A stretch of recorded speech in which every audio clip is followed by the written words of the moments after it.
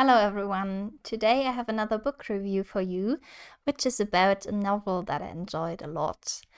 And it's one of the lesser known classics. It's called La Dame aux Camélias by Alexandre Dumas. And it's in English called The Lady of the Camellias, and in German Die Kameliendame. And I was actually really surprised it's this book. I was really surprised that there was a Alexandre Dumas Jr., to be honest. When I picked up a book from the library, I was like, that's interesting. Alexandre Dumas, I connect him with The Count of Monte Cristo and The Three Musketeers, that are like the most famous novels that he's written, I think.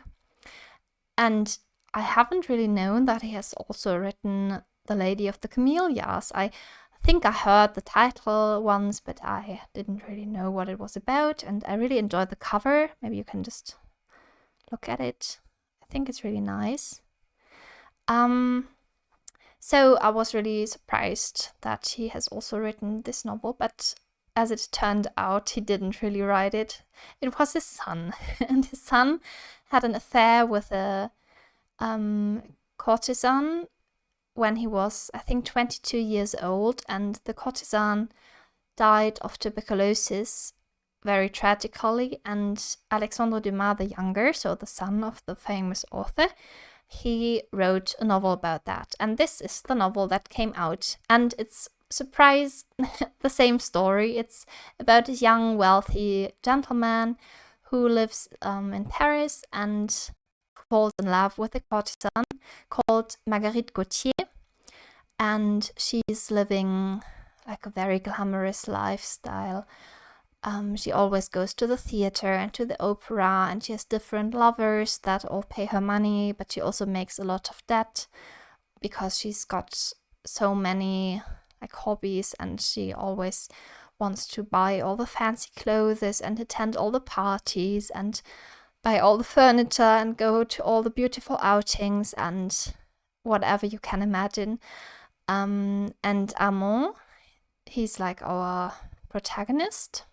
He tells the story to a foreigner. We don't really know who he is.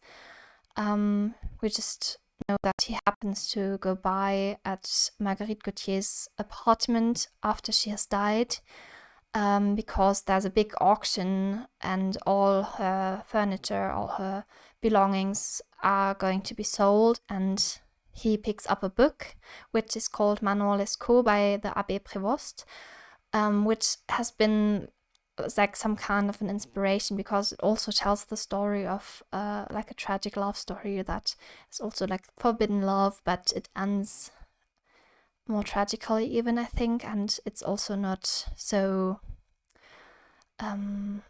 morally okay in a way. But I think if you're interested in that, you should just look up Manon Lescaut. I haven't read it myself, so I can't really tell you much about it. But yeah, we have the story here of the Lady of the Camellias, which is Marguerite Gautier, and she's called like that because she always carries camellias with her, like white camellias. And only a few days in the month she wears red camellias. And this is like Alexandre Dumas, he says nobody knows why this was, but Wikipedia says that it was also not really a big surprise that on most of the days she wore the white ones, and the red ones which she only wore when she was on her period. So people knew what was going on with her. Yeah, and then she meets Armand one day, and he falls in love completely with her, and I think after a day or two they already became lovers, but we don't really, like, Armand isn't sure whether he can afford the lifestyle that she is leading and the way she's living, because it's like so luxurious and so, yeah, like glamorous that it's like going over the amount of money that he can spend in a year. So he still thinks he wants to be together with her, and she also says that she wants to be together with him. So I really felt that it was a like pure and true love story in a way, and it's really beautifully told. I read in some reviews that people didn't really like Armand because he behaved like a child in some situations, and that's right. But I still think he's a likable character, and I really enjoyed reading the story because it felt so. I can't really describe it. It felt so lighthearted in a way, although it's really tragic and it's really sad and very emotional also. But it's been very like short read also, and really enjoyable. I really felt myself swept away to the Parisian streets, and like I felt like reading the book felt really like a long, lazy summer afternoon, and I really enjoyed that. I think it's really beautiful. I don't want to spoil what's actually going to happen because there's not so much plot, but especially like the last part is like a lot more fast-paced and really interesting. So the tension grows in a way, I think, because you really want to know what's going on and will they end up together, what will happen.